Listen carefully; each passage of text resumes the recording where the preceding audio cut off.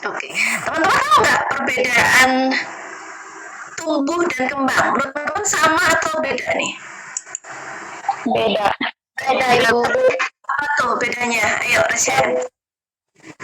Ya, kamu bisa Reshen? Oke, Angelina, silakan. Apa kira-kira perbedaan tumbuh dan kembang?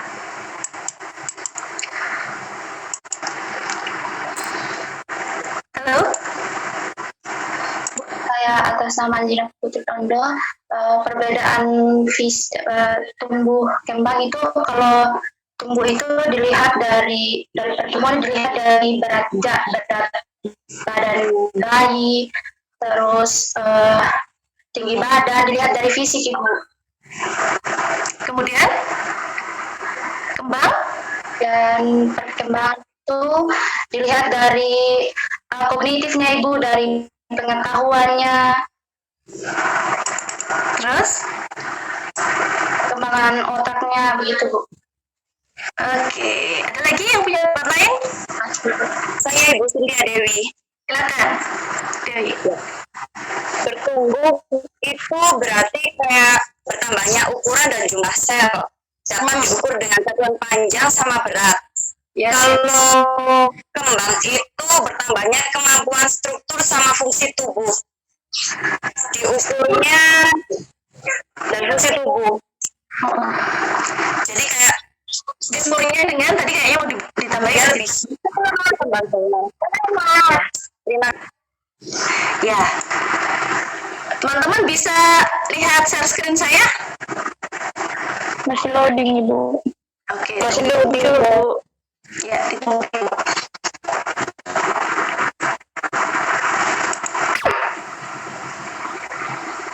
Terlihatkah? Sudah, Bu. Sudah, Bu. Kenapa saya tidak bisa melihat teman-teman ya? Online belum, Bu. Oke, sebentar. Nah, teman-teman bisa nangkep nggak apa tadi yang disampaikan oleh dua rekan tadi ya? Maaf, saya nggak bisa lihat teman-teman. Nggak nyaman saya.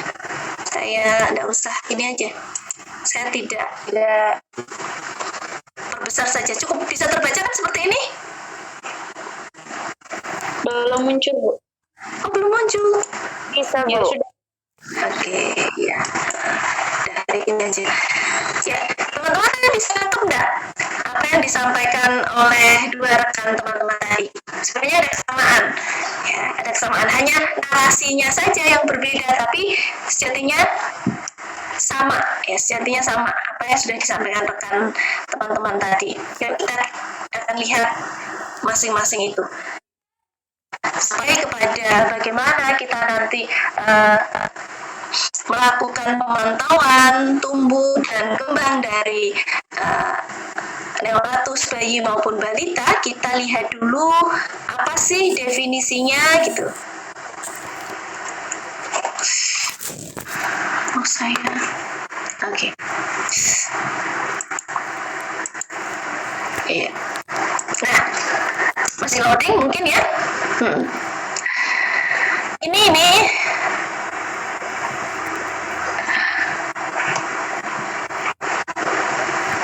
definisi dari tumbuh dan kembang. Oke, semoga juga bisa terbaca. Jadi pertumbuhan tadi yang disampaikan oleh Mbak Cinta ya sudah tepat sekali dan itu pun sudah masuk dalam definisinya. Ada perubahan dalam jumlah besar ya, ukuran, jumlah sel ya, organ maupun individu dan dia bisa diukurnya cetok, kelihatan ya, tambah tinggi, tambah berat badan ya. Nah, ini adalah pertumbuhan yang kita pahami bersama. Kemudian yang dimaksud dengan perkembangan ada bertambahnya, mohon maaf saya ambil admin, bertambahnya kemampuan ya, kemampuan neonatus bayi balita ya, dalam struktur dan fungsi tubuhnya ya.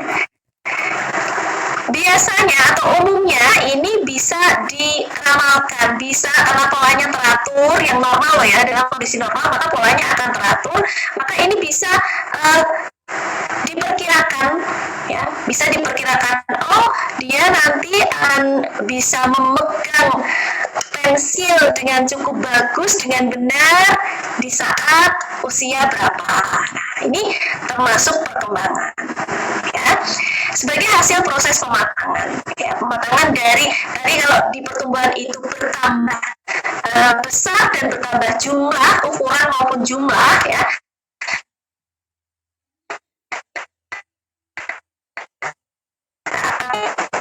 kemampuannya, gitu. Kira-kira apa sebenarnya yang mempengaruhi pertumbuhan dan perkembangan yang ada pada neonatus bayi dan balita ini? Kita akan menuju pada faktor yang mempengaruhi tumbuh dan kembang.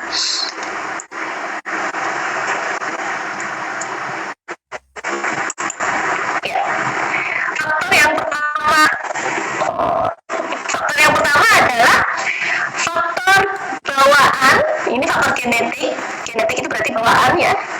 Dia mendapatkan pengaruh terhadap tumbuh dan kembangnya dari kedua orang tuanya, dari suku-suku bangsa keturunan di atasnya.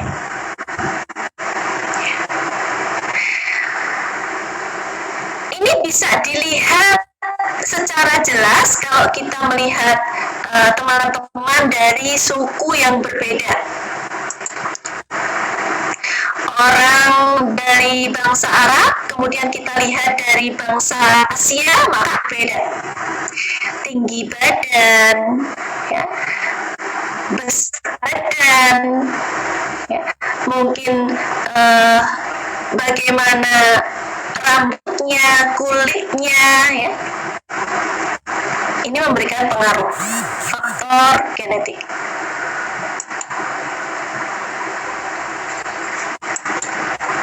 Oke. Setelah faktor genetik, ada faktor lain yang juga mempengaruhi tumbuh dan kembang neonatus bayi dan balita. Yang kedua itu faktor lingkungan. Ya. Faktor lingkungan pengaruh pada anak waktu dia masih di dalam kandungan. Dia pun juga memberikan pengaruh saat dia sudah lahir pada neonatus bayi dan balita. Jadi pranatalnya memberikan pengaruh, postnatalnya memberikan pengaruh. Ya. Pranatalnya bagaimana? Pranatalnya seperti ini. Kita bisa melihat faktor-faktor di luar ibu dan di luar bayi, dalam hal ini faktor lingkungan, ya, yang bisa mempengaruhi kondisi tumbuh dan kembang janin, karena ini pranatal, belum lahir, ya, masih di dalam rahim ibu. Maka yang mempengaruhi antara lain bagaimana gizi atau nutrisi ibu selama hamil, bagaimana mekanismenya saat hamil, adakah ibu terpapar toksin atau zat-zat kimia, mungkin mungkin dia minum minuman yang membahayakan atau minum obat yang membahayakan, ya, atau terpapar lingkungan yang memang toksik, ya, terpapar lingkungan yang memang toksik, mungkin bukan asupan nutrisi, tapi terpapar ada yang rokok mungkin, atau dekat dengan limbah mungkin, ya. Kemudian hormon endokrin, perkembangannya, ya, dan juga radiasi. Radiasi ini kita kemarin sudah pelajari saat adaptasi pada bayi baru lahir. Radiasi ini pun mempengaruhi kondisi janin meskipun dia belum lahir. Yang terpapar ibu dan tentu saja bisa sampai kepada janinnya. Ya. Handphone, ya, mungkin terlalu sering dan terlalu dekat, ya, ada radiasi di sana. Ini adalah faktor dari pranatal lingkungan. Ada lagi yang lain. Oh, ternyata saat dia masih di dalam kandungan terjadi infeksi, terjadi fetal distress, ya. Bahkan infeksi fetal ataupun kondisi psikologis yang tidak sehat ini seketika dialami oleh ibu berdampak pada janin, atau dialami oleh janinnya sendiri pun bisa fetal distress, ya. Imunitasnya, Anoksia embrio, jadi janin ternyata kekurangan oksigen. Anoksia embrio karena satu dan lain hal. Nah, ini pun memberikan dampak atau pengaruh pada tumbuh kembang janin ya, saat dia belum lahir. Kemudian bagaimana dengan faktor yang mempengaruhi bayi ya?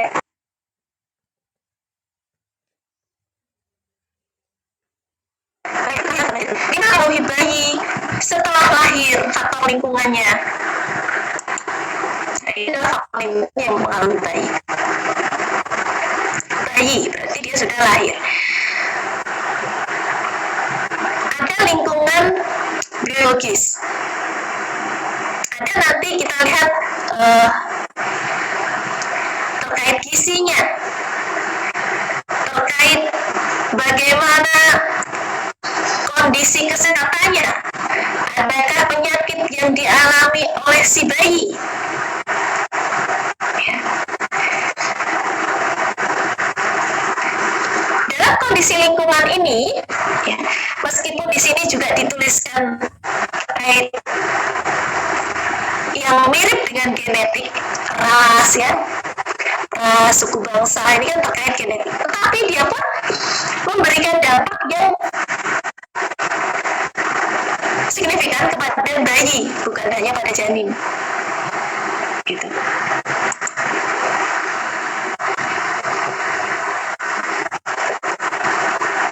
Apalagi yang lain? Nah, ini yang lain. Kondisi setelah postnatal, faktor-faktor ini mempengaruhi tumbuh dan kembang bayi. Bagaimana gizinya selama gizinya, apakah intake-nya terpenuhi dengan baik atau tidak?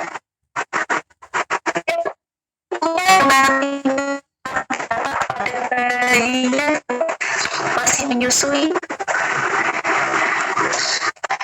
Kalau misalnya punya penyakit perawatannya, bagaimana imunitasnya? Jadi hanya pada saat janin atau pranatal, pasca natal pun ini memberikan pengaruh. Oke. Setelah kita lihat faktor lingkungan, genetik, bisa aja.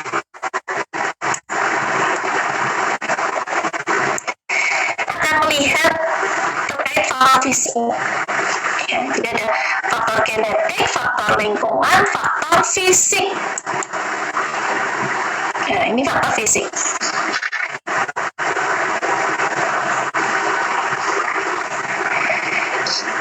Cuaca, musim, keadaan geografis, ya, kebersihan, adakah radiasi, bagaimana kondisi rumahnya, cukup sehat atau tidak.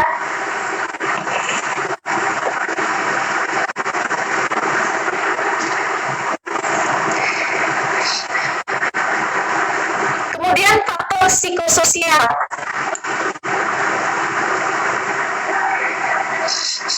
Kondisi psikis dalam artian hubungan si bayi dengan lingkungannya, ibunya, bapaknya, dan keluarganya ya, yang ngurusi, ya, yang ngurusi. Apakah dia cukup mendapatkan stimulasi atau rangsangan?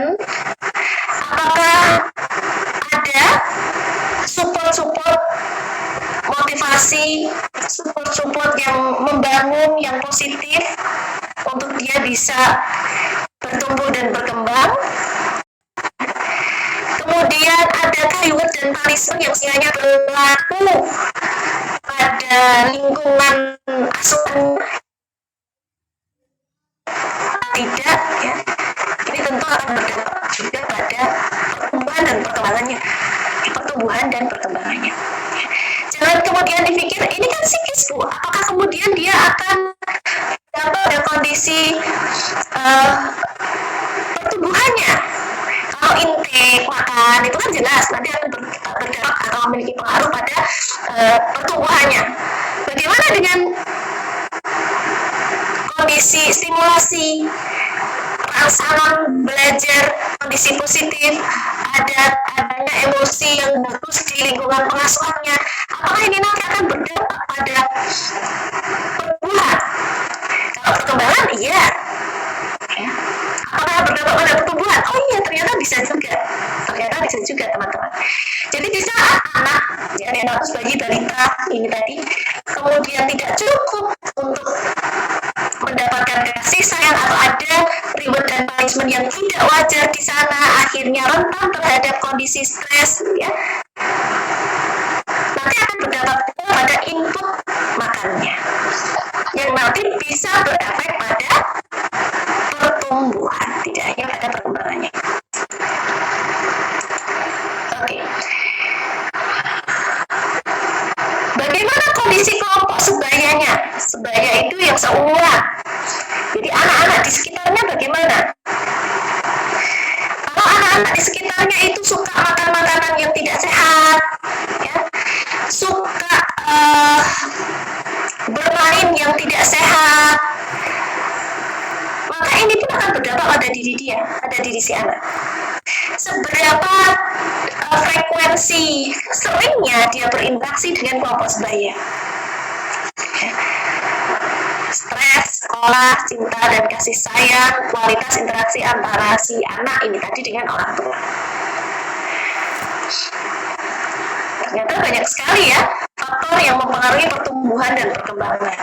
Ya, termasuk tadi teman-temannya, teman mainnya itu juga berdampak pada tumbuh dan kembangnya. Ya, karena ditiru, bukan kemudian berkumpul dengan anak-anak yang kecil dia nanti akhirnya akan kecil. Bukan itunya, bukan menular kecilnya, tapi kebiasaannya yang nantinya akan berdampak pada si anak ini. Karena yang ditiru adalah kebiasaannya. Dan akhirnya akan berefek yang sama. Stunting misalnya, ya, atau tumbuh kembangnya tidak bagus di bawah orang. Ya, faktor keluarga dan adat istiadat. Bagaimana pekerjaan keluarganya? Bagaimana kondisi ekonomi keluarga tersebut? Apakah ayah dan ibunya semua bekerja atau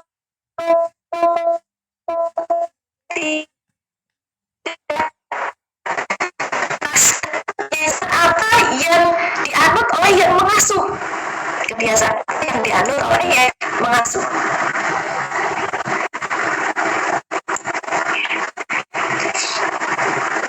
Jadi kalau ayah ibunya misalnya cukup baik, pendidikannya cukup bagus, tapi ternyata yang mengasuh sehari-harinya tidak cukup punya keilmuan, tidak ditatap, diatur oleh kedua orang tuanya, memiliki bias yang dan itu nantinya bisa dicontoh oleh si anak, ya. Sama saja. Bagaimana?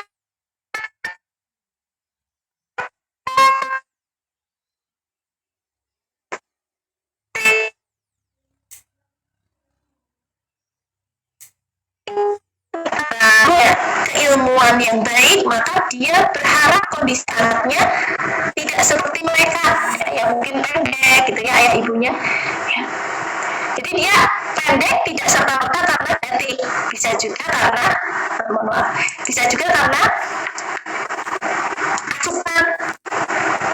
asupan nutrisi. Karena sekarang ini ayah dan ibunya punya ilmunya, maka asupan nutrisinya yang diperbaiki. Nah, akhirnya nanti kondisi si anak, ya, tidak kemudian seburuk gitu ya, tidak kemudian seburuk ayah dan ibunya. Cuma saudara memberikan dana. Apakah kemudian ayah dan ibu cukup untuk bisa memberikan kasih sayang kepada semuanya, atau cuma salah satu? Apakah kondisi saudara atau siblingnya ini cukup mensupport keberadaan adiknya ini, orang atau bayi ini, atau malah sebaliknya, ya, benci, kemudian bisa menimbulkan celaka pada adik, ya.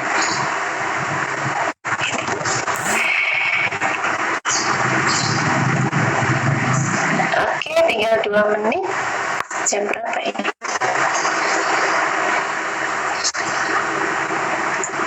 Nanti kalau keluar teman-teman masuk lagi, nggak apa-apa nggak?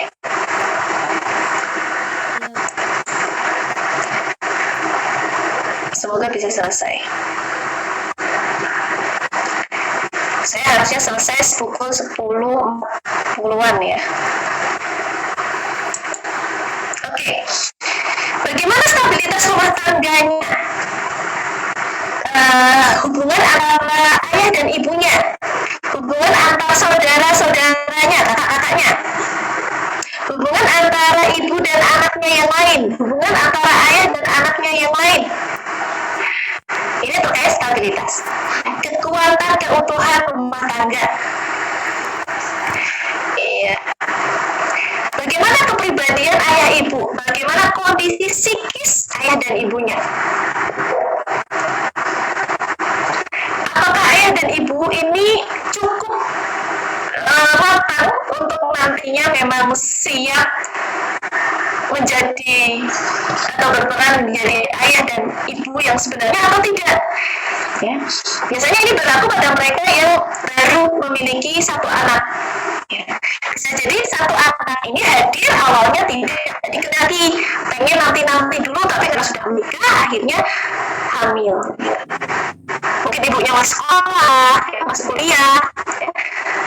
Mungkin ayahnya juga ekonomi belum begitu matang gitu ya, belum begitu siap sehingga akhirnya labil, tidak siap untuk menjadi seorang ayah. Adat istiadat, norma, kemudian agama, organisasi, bahkan kehidupan politik. Nah ini kalau ekstrim ya, kalau ekstrim ternyata memberikan pengaruh. Ekstrim itu misalnya saja kehidupan politiknya di suatu negara kacau sehingga rentan untuk terjadi chaos. Ya, chaos itu ya perang antar. Jadi kehidupan negaranya sudah tidak sehat. Ya ada yang perang, ada yang tidak aman, ya dan seterusnya. Ada itu urbanisasi. Urbanisasi itu apa? Ingat ya pelajaran SMA mungkin ya. Jadi perpindahan tempat tinggal ya dari satu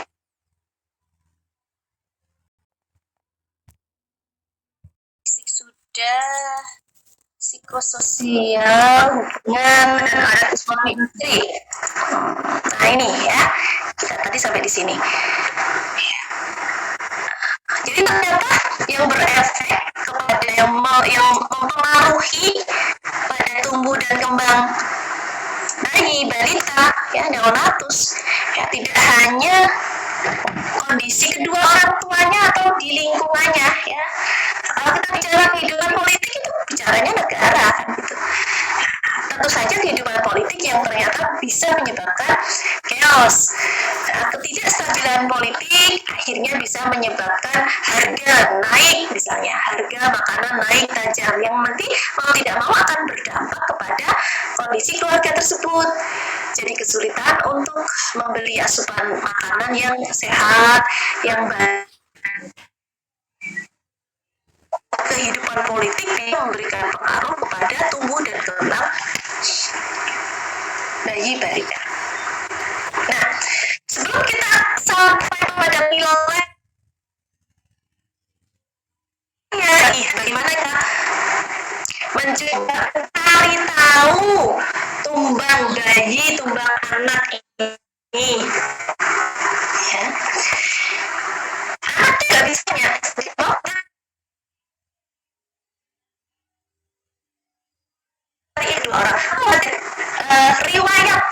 Riwayat kesehatan. Jadi kalau antar misalnya masih neonatus itu kita biasanya akan diberi buku KIA ya, buku KMS Kartu Menuju Sehat atau apa istilahnya tiap daerah bisa jadi berbeda pada si ibunya sejak dia masih hamil ya. Jadi kita bisa lihat dari sana untuk mengetahui kira-kira si anak ini dulunya bagaimana. Kenapa kok kondisinya sekarang seperti ini? Kita pengen tahu urutannya dulu seperti apa. Kita bisa lihat dari riwayat kesehatannya di buku KMS atau dengan menanyakan anamnesis, ya, bukan pada anaknya tentu. Bagaimana faktor prenatal perinatalnya. Bu, dulu waktu hamil ya, ibu pantang makan atau tidak? Oh iya, saya nggak boleh makan makanan amis.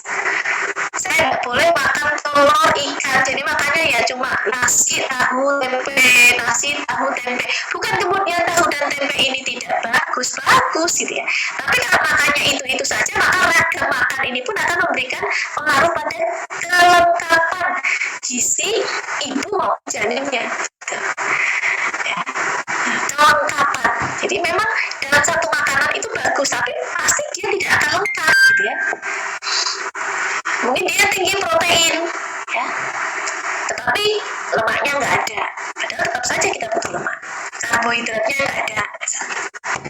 Jadi kita butuh apa itu? Vitaminnya ya, ada dia vitamin A, tapi ternyata tidak ada vitamin C-nya dan seterusnya. Adakah dulu riwayat kelahiran prematur? Jadi kalau ada teman-teman kemarin kan pada asgab kehamilan belajar untuk membuat asuhan kebidanan ibu hamil. Nah, ini nanti pun ada, namanya juga asgab neonatus. Teman-teman juga akan belajar membuat asuhan kebidanan pada neonatus atau pada bayi atau pada balita gitu ya. Tergantung kliennya apa. Berarti apa yang dilihat, apa yang ditanyakan? Ya, pada data subjektif kan, data subjektif masih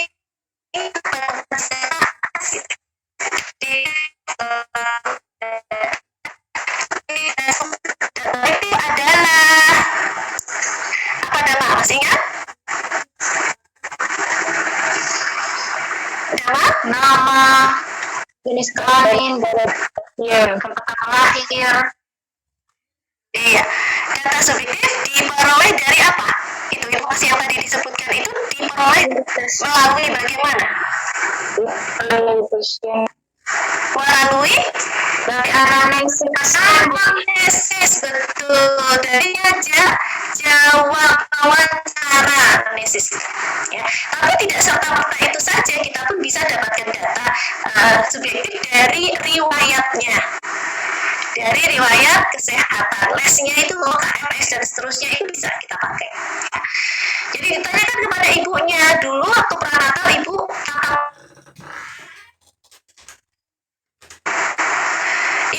dulu waktu melahirkan ini usia kehamilan berapa? Prematur atau aterem atau matur? Ibu tinggal di daerah mana? Lingkungannya seperti apa? Adakah penyakit, riwayat penyakit? Baik pada ibu saat hamil maupun mungkin sekarang gitu ya. Kalau sekarang sudah balita, ya sudah mungkin 3 tahun atau 4 tahun, bagaimana kecepatan pertumbuhan anak mulai neonatus sampai sekarang? Nah, ini kita bisa lihat pada KMS-nya. Jadi kartu menuju sehat, yang buku gitu ya, teman-teman pernah lihat? Setiap kali ibu hamil, itu pasti di bidan akan diberi buku pink ya. Warnanya pink, tertulisnya buku KMS gitu ya. Kartu menuju sehat tapi bentuknya buku. Ada juga yang dia dikasih kartu ya. Nah, tapi kalau di buku KMS ini dia lengkap karena di dalamnya ada informasi-informasi yang sejatinya dibutuhkan oleh ibu ya. Kadang bidan tidak memberitahu bahwa ini dibaca-baca bu, ini penting untuk ibu. Akhirnya dicari dan dibawa kemudian ditaruh lagi oleh ibu hanya saat periksa saja, tidak pernah dibaca-baca gitu. Ya. Akhirnya di lapangan seperti itu, eman-eman.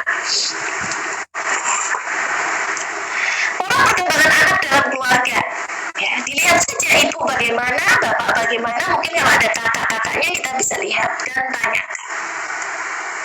Anamnesis. Tahap-tahap pertumbuhan, perkembangan anak. Kalau ini tadi data subjektif teman-teman, data objektifnya bagaimana? Namanya data objektif itu dari hasil pemeriksaan dan teknik pemeriksaan ya. Nah, jadi bayinya sendiri, anaknya sendiri yang kita periksa berat badan, tinggi badan ya, kita dapatkan dari hasil pemeriksaan ya.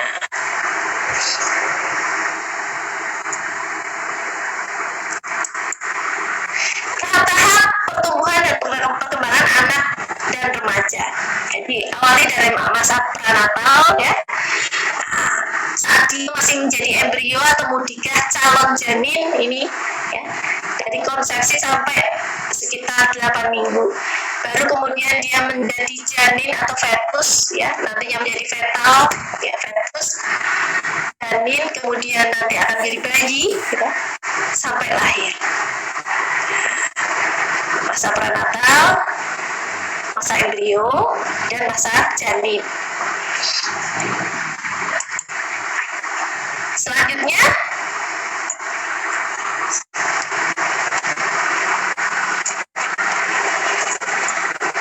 kenapa saya kehilangan mouse ya?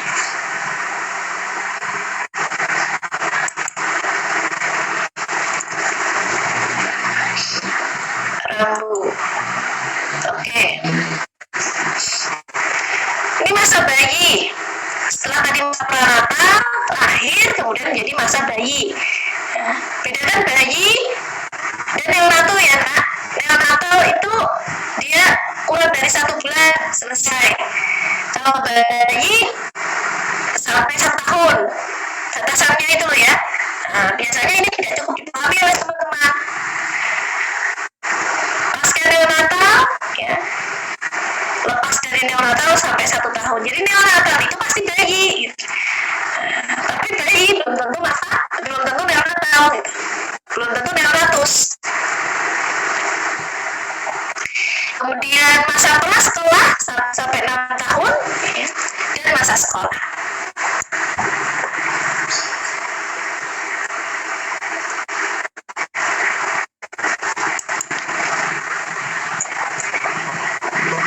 Kita harusnya selesai pukul 10.40 ya teman-teman. 10.40 tadi saya pakai buat input 15 menit. Berarti kita mesti selesai pukul berapa teman-teman? 11.40 ditambah 15 menit.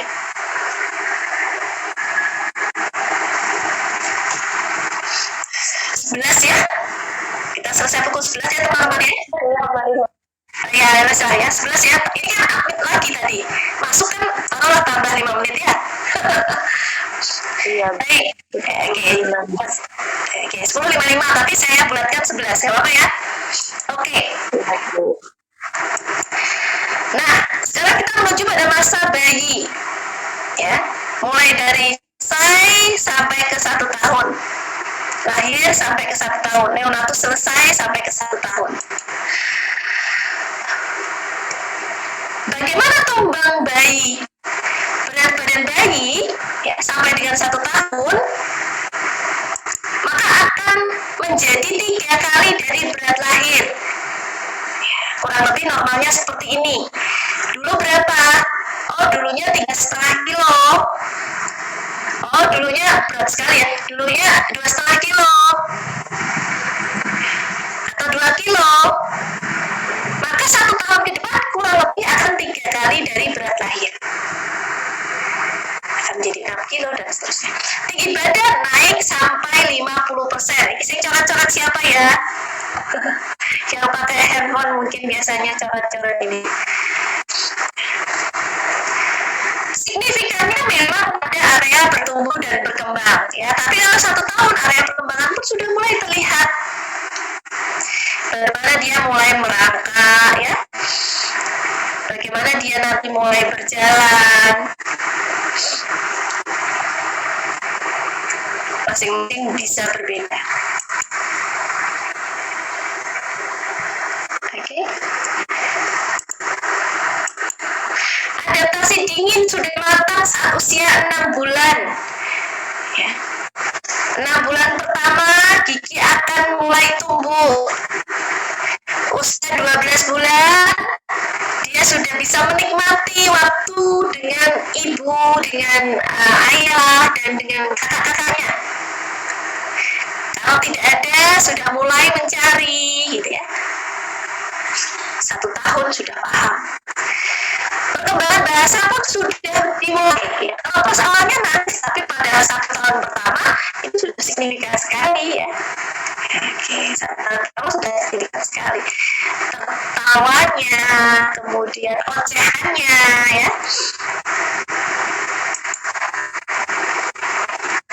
Oke. Bagaimana kondisi perawatan untuk bayi ini sampai dengan 1 tahun ini? Ciptakan lingkungan yang terbuka, dorong orang tua meningkatkan pengetahuannya, ya. Tidak hanya dari bidannya saja. Nggak apa-apa Bapak Ibu misalnya ada informasi terkait perawatan bayi yang referensi sumbernya itu jelas, nggak apa-apa dipakai. Kalau ragu-ragu nanti nggak apa-apa ditanyakan ke saya, kita diskusi. Gitu. Dorong orang tua meningkatkan pengetahuannya. Ya, kalau dia tidak sendiri maka kejar untuk dia mau rutin aktif posyandu. Ya. Kalau mau posyandu itu cara nanti akan diberi informasi penyuluhan terkait kondisi baiknya, tumbangnya si anak. Ajarkan orang tua tetap tumbuh dan kembang normal. Ya. Kalau teman-teman nanti bisa membuka buku KIA atau buku KMS, buku kesehatan ibu dan anak yang pink tadi, teman-teman bisa lihat di sana. Ya, per lembarnya ini akan bagus sekali kalau kita gunakan untuk mengajari orang tua. Ya, termasuk kalau KMS-nya, oh anaknya ini kalau misalnya berat badannya itu berada di garis di BKM, bawah garis normal, ya, di bawahnya warna merah, nah ini hati-hati Bu, ya. Diajari seperti itu. Jadi saat dia tahu berat badannya si anak kok ternyata memang sudah tidak normal, dia tahu harus bagaimana. Aktif mendengarkan keluhan orang tua dan berikan bimbingan. Ya, jadi sebagai pengasuh tenaga kesehatan pada keluarga tersebut, maka kita ya harus aktif untuk mau berkenan mendengarkan dan membimbing orang tua ini. Saya kira ini sudah pukul 11 lebih. Saya akan akhiri pada slide nomor 21 ini, teman-teman. Berarti pertemuan ke depan kita masih akan membahas untuk hal ini ya, tumbang ini sebelum kita nanti sampai pada penilaiannya. Ya, karena sudah pukul 11 lebih, saya tidak ingin mengambil hak teman-teman yang lebih banyak. Saya akhiri dulu pertemuan. Oh ya Allah, saya dari tadi nggak ada videonya, nggak ada mukanya. Mohon maaf. Baik, kita foto-foto ya sebelum saya akhiri. Ya, kalau ada pertanyaan apa-apa nanti bisa tulis di WA grup ya. Jangan laprin, nanti malah ketinggalan. Di WA grup saja. Ya, nanti kalau saya salah saya akan respon. Kalau malu nanti saya menjawabnya di Wapri, nggak apa-apa, dijawab di Wapri gitu nggak apa-apa. Tapi kalau jaringan WA-nya Wapri, WA saya ini banter itu apa istilahnya panjangnya Mbak ya, rame, jadi tiba-tiba nanti punya di bawah itu saya sudah nggak tahu gitu maksudnya. Tapi kalau grup kadang itu sekali waktu saya nyari informasi grup mana-mana yang mungkin ada yang belum saya baca gitu ya. Kalau ada pertanyaan, saya kira demikian teman-teman. Mbak PJK bisa difotokan. Saya ada 2.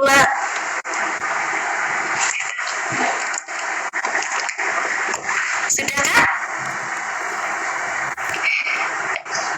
Ya, 1, 2. Ya, masih bisa punya aku, alhamdulillah. 2 halaman sebentar.